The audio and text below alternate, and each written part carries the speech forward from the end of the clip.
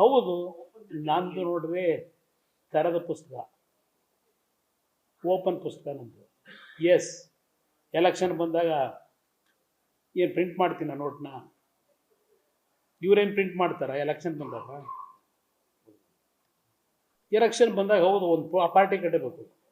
ನಾನು ಸಣ್ಣ ಪಾರ್ಟಿ, ಭಿಕ್ಷೆ ಬಿಡ್ತೀನಿ ಅವತ್ತಿನ ದಿನ.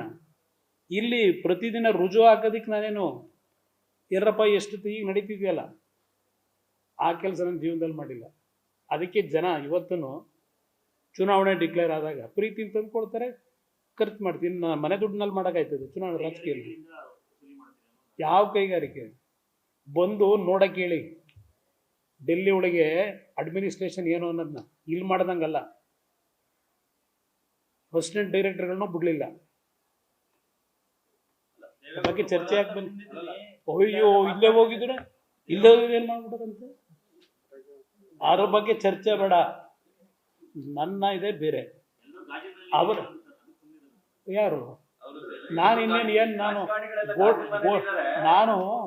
ನಾನೇನು ಕಲ್ಲಿನ ಮನೆ ಕಟ್ಕೊಂಡಿದ್ದೀನ?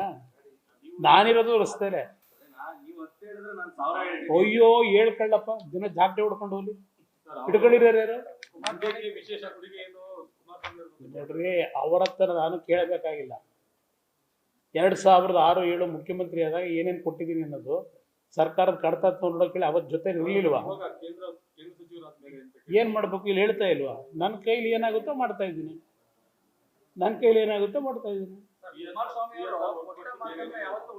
ಅಯ್ಯೋ ಇಲ್ಲ, ಅವರೊಬ್ಬರೇ ಉಳಿಸೋರು.